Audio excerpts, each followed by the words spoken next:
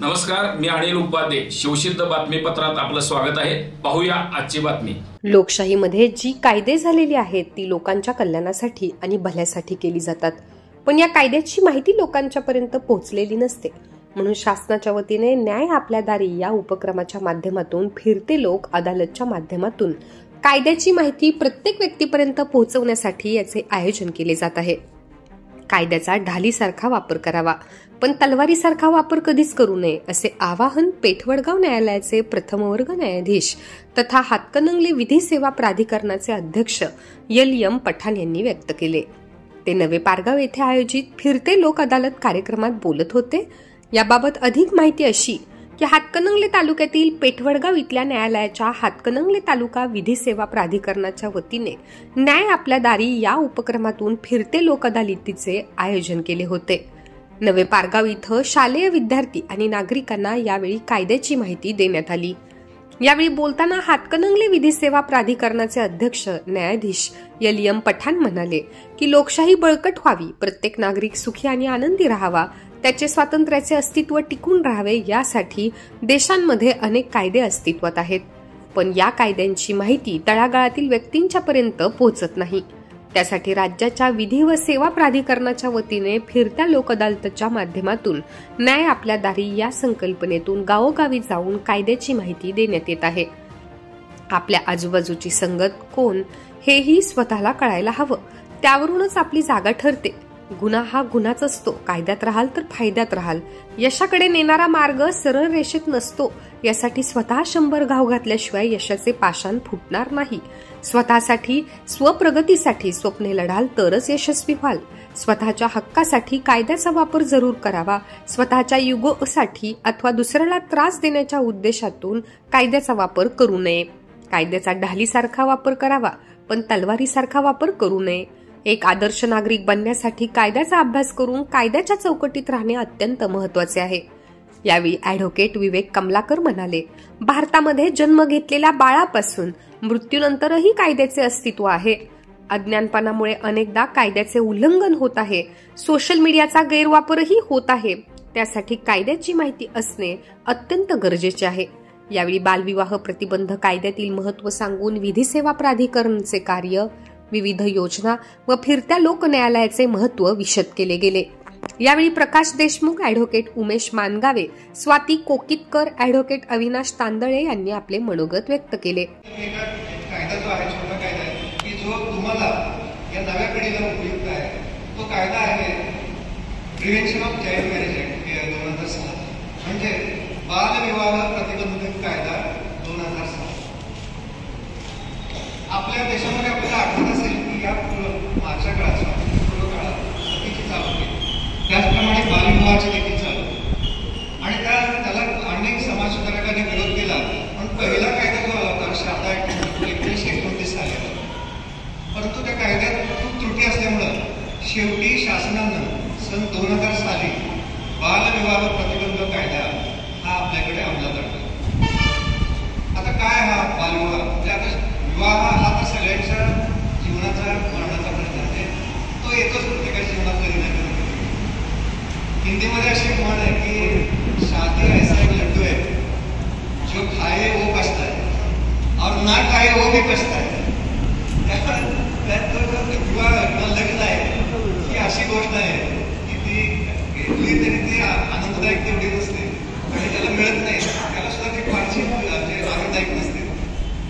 आणि आता तर अशी पद्धत चालू झालेली आहे की बालविवाहाकडे काय, हाच विषय मी काय घेतला तर अलीकडच्या काही वर्षामध्ये आपण पाहिलं तर हे पळून जाण्याचं प्रमाण किंवा एक प्रतिष्ठेचा एक विषय असतो, जातीपातीचा विषय असतो.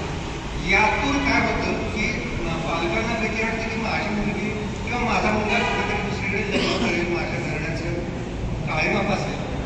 आणि यामुळे, या भीतीमुळे बऱ्याचदा पालकांच्याकडून सुद्धा मुलांचं शिक्षण, मुलीचं शिक्षण अर्धवट घेऊन तिचा सगळाच विवाह तुमचीपणे का असेना लावून देण्याचं प्रमाण वाढलेलं.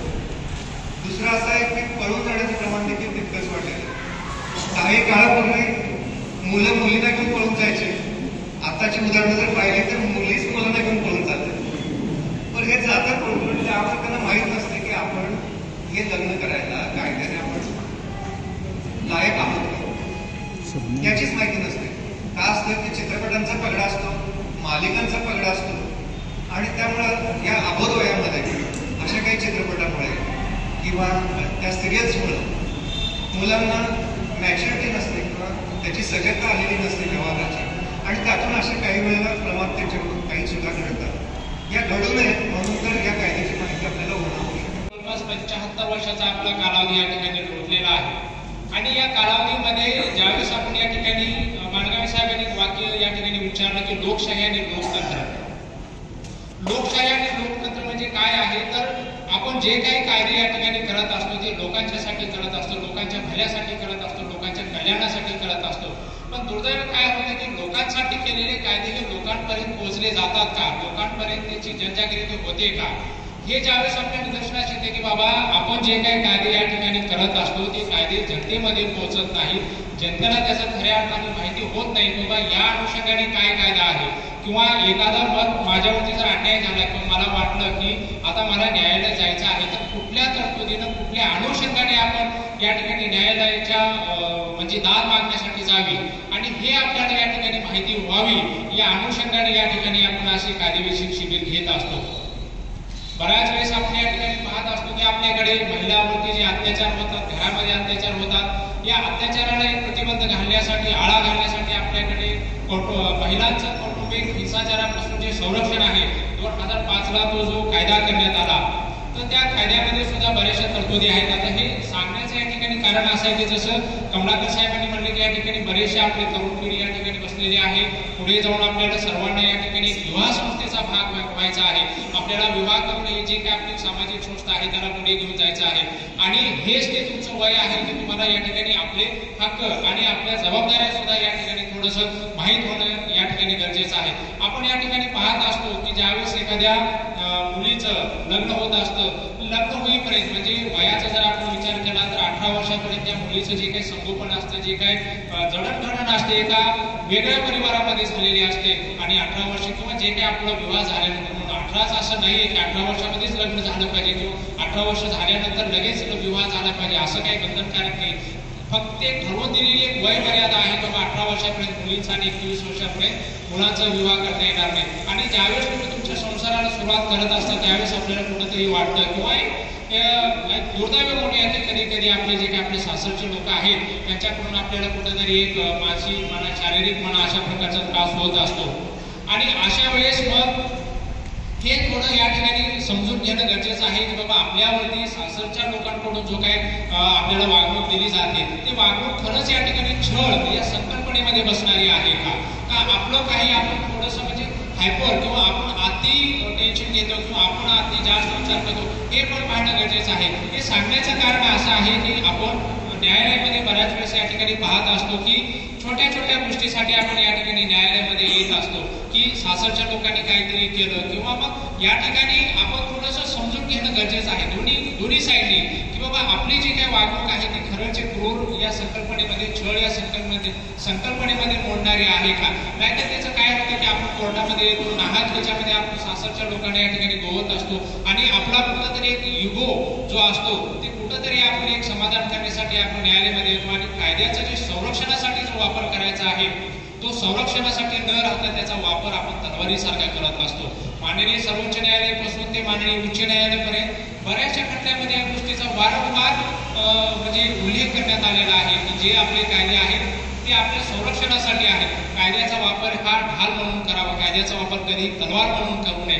जर तुमच्यावरती अन्याय अत्याचार होत असेल तर अवश्य आपण या ठिकाणी न्यायालयामध्ये यावं, आपण दाद मागावी. पण जर फक्त मला कुठेतरी थोडाफार त्रास दिला आणि त्याचं सूड उगवण्यासाठी जर आपण या ठिकाणी न्यायालयाचे जर दरवाजे ठोठावत असू तर एक जबाबदार नागरिक म्हणून ती आपली भूमिका जी आहे ती चुकीची आहे. कारण शेवटी ज्यावेळेस आपण एखाद्याला खोट्या गुन्ह्यामध्ये बोलण्याचा प्रयत्न करत असतो तर कायदा ही शेवटी दूरधारी तलवार आहे, त्याची एक टोक नक्कीच आपल्याकडे असते आणि अशा वेळेस त्याचं घातक स्वरूप आपण या ठिकाणी न करता त्याचा एक ढाल म्हणून या ठिकाणी वापर आपल्या सर्वांनी करावा ही आपल्या सर्वांकडून अपेक्षा आहे. आता या ठिकाणी महाविद्यालय किंवा आपले कॉलेज या ठिकाणी बरेचसे विद्यार्थी बसलेले आहेत. मित्रांनो, आपल्याला आयुष्यामध्ये फार पुढे जायचं आहे. तुम्हाला आता जसं कमलाकर साहेबांनी म्हणलं की देशाचं तुम्ही भवितव्य आहात, कारण की देशाचे तुम्ही पुढे जाऊन कोणी डॉक्टर होणार आहे, कोणी वकील होणार आहे, कोणी न्यायाधीश होणार आहे, तर कोणी राजकारणी सुद्धा होणार आहे. आणि मी तर म्हणेन की अवश्य हवं. आज आपण ज्यावेळेस पाहत असतो की एखाद्या विद्यार्थ्याला ज्यावेळेस आपण विचारतो काय व्हायचं आहे, तर त्याचं पहिलं असतं की मला डॉक्टर व्हायचं आहे, मला इंजिनियर व्हायचं आहे, पण कोणी म्हणत नाही की मला राजकारणी व्हायचं आहे. हे सुद्धा व्हायला पाहिजे, कारण की देशाचं भवितव्य घडवणारे लोक सुद्धा राजकारणी हे उत्तम असले पाहिजेत आणि ते आपल्यामधून ते घडत असतात. आणि आपल्याला आयुष्यामध्ये खूप काही चांगलं करायचं असतं आणि हे करण्यासाठी आपल्याला सवय आपली फार महत्वाची आहे. आपण दैनंदिन दिवसामध्ये जे काय करत असतो आपल्या सवयी आपण या ठिकाणी तपासून घेणं गरजेचं आहे. कारण की आपल्या ध्येयाकडे जे आपण घेऊन जात असतो, जे आपले ध्येय ठरलेलं असतं, त्या ध्येयाला वेळेमध्ये जर गवसणी घालायची असेल तर आपल्या सवयी या ठिकाणी चांगल्या असल्या पाहिजेत. आणि आपल्याला एक छोटंसं एक उदाहरण देतो मित्रांनो, की आपल्याला जे आपण दैनंदिन जे कार्य करत असतो ते छोटे छोटे जे आपली सवयी आहेत त्याचं फार मोठं एका यशामध्ये रूपांतर होत असतं. त्याचं एक छोटंसं आपल्याला या ठिकाणी उदाहरण या ठिकाणी देऊ इच्छितो. असं समजा की एखाद्या रूममध्ये आपण बर्फाचा गोळा ठेवलेला आहे आणि त्या रूमचं जे टेम्परेचर आहे ते 0 आहे आणि कालांतराने आपण काय केलं की त्या रूमचं टेम्परेचर आपण 1 ने वाढवलं, बर्फाचा गोळा वितळला नाही वितळला.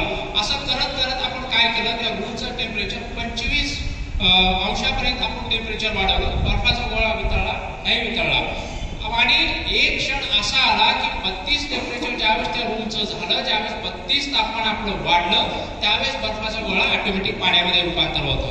मग काय झालं, ऑटोमॅटिक ज्यावेळेस 32 वाढलं त्यावेळेस ते बर्फ पाण्यामध्ये रूपांतर झालं का, तर नक्कीच नाही झालं.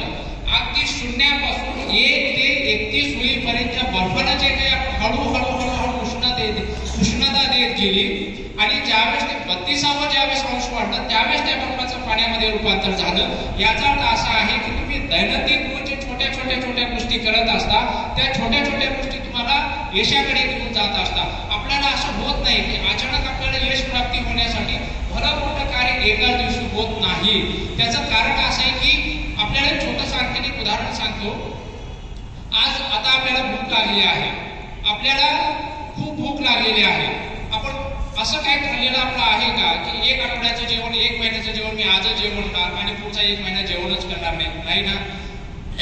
आपण सकाळी या ठिकाणी नाश्ता करतो, दुपारचं जेवण घेतो आणि मग रात्रीचं वगैरे आपण जेवण घेतो. मग हे जी आपली क्रिया आहे हे सुद्धा तसंच आहे. जसं आपण एकदाच खाल्ल्यानंतर आपल्याला अपचन होण्याची शक्यता आहे किंवा ते होत असतं, त्याच पद्धतीने जर आपल्याला यश प्राप्ती करायची असेल तर आपल्या छोट्या जी सवयी आहेत ती रोज आपण छोटे कार्य केले पाहिजेत. एकाच दिवशी आपण फार मोठं कार्य केलं आणि आपल्याला यश प्राप्ती झाली असं होत नाही मित्रांनो. आणि तुमच्या सवयी इतक्या चांगल्या पाहिजेत की आपल्याला एक छोटीशी जी आपली सवय आहे ती फार घातक असते आणि त्याचा परिणाम सुद्धा आपल्याला काही दिवसांना समजतं. जसं एका चांगल्या सवयीचा परिणाम समजण्यासाठी काही दिवस जावं लागतं, तसंच पद्धतीनं एखाद्या आपली जी काही चुकीची सवय असेल, जसं की आपण अभ्यास न करणं, आपल्यामध्ये आळस असते, बाबा आजची गोष्ट आपण उद्या करू किंवा परवा करू, अचानक परीक्षा आली की आपण या ठिकाणी अभ्यास करू, ते होत नाही. जसं मगाशी आपल्याला सांगितलं की तुम्ही महिन्याचं जेवण एका दिवसामध्ये जसं करू शकत नाही, त्याच पद्धतीनं जे ठरलेलं जे काही तुमचा अभ्यासक्रम आहे त्या अभ्यासक्रमाचा जे काही अभ्यास आहे तुम्ही एका दिवसामध्ये करू शकत नाही आणि मग तुम्हाला अपचन होण्याची शक्यता आहे आणि तुमचं अपचन रिझल्टच्या दिवशी होणार. एक तर तुम्ही फेल होणार, नाही तर 2-3 विषय जाणार. आणि असं जर होऊ द्यायचं नसेल तर आपण दैनंदिन अभ्यास केला पाहिजे. जे काही आपण ठरवून दिलेलं जे काही अभ्यास आहे ते आपण या ठिकाणी केलं पाहिजे. आजपासून करण्याची या ठिकाणी आपण ती सवय लावून घ्या जे काही आहे. आणि तुम्ही पहा, ज्या दिवशी तुमचा पेपर येईल, ज्या दिवशी तुमचा रिझल्ट येईल, नक्कीच तुम्हाला या ठिकाणी वाटेल बाबा आपले छोटे जे आपले कष्ट होते त्याचं फार मोठ्या एका परिणामामध्ये आणि एका रिझल्टमध्ये आपल्याला त्याचं एक फळ मिळत असतं. शेवटी आपल्याकडे म्हणून ठेवलेलं आहे थेंबे तळे साचे. हे आपण जस्ट असं म्हणत असतो आणि सोडून देत असतो, पण याचा खरंच आपण थोडं गांभीर्याने या ठिकाणी विचार केला पाहिजे आणि आपल्या सवयी खूप चांगल्या पाहिजेत. आता वाईट सवयीचं काय असतं, असंच एक छोटंसं उदाहरण सांगतो. अगदी हे सत्य आहे.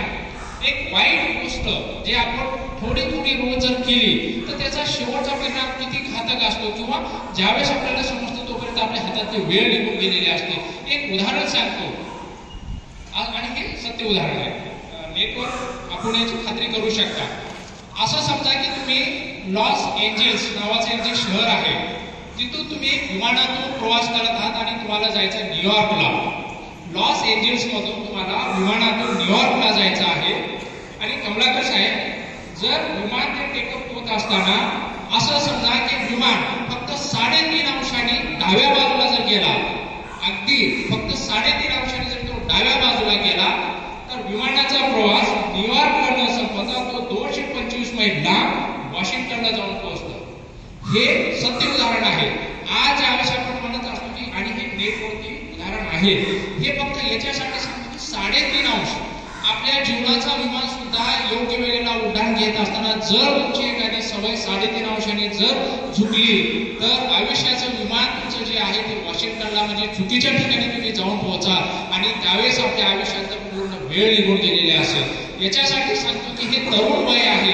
या वयामध्ये तुम्हाला तुमच्या ध्येयासाठी लढायचं आहे, तुम्हाला तुमच्या स्वप्नासाठी या ठिकाणी झगडायचं आहे.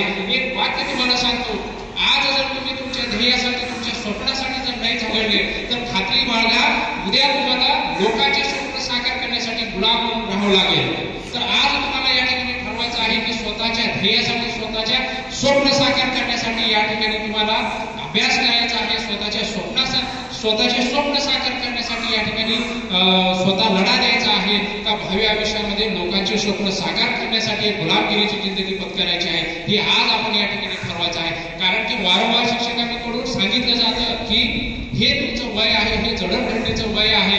या ठिकाणी मगाशी कमलाकर साहेबांनी सांगितलं तसंच की या वयामध्ये आम्ही तुम्हाला का सांगत असतो की हे जे वय आहे या वयाला आपण म्हणत असतो एक मुलं म्हणजे चिखलाचा एक गोळा असतं आणि त्या गोळ्याला जसं आकार देऊ तसं तो होत असतं. आमच्याकडून एक या ठिकाणी छोटासा या ठिकाणी एक प्रयत्न असतं की किंवा लोकांना चिखलाचा जो गोळा आहे त्याला एक चांगलं एक माठ बनवण्याचं आणि या ठिकाणी सुद्धा तुमचा रिस्पॉन्स तितका चांगला असला पाहिजे की आपण जे सांगतोय जे आपण आपले जे गुरुजन जे सांगतोय त्याचं खऱ्या अर्थाने या ठिकाणी आपल्या आयुष्यामध्ये थोडं त्याचं बीज रोपण होणं गरजेचं आहे.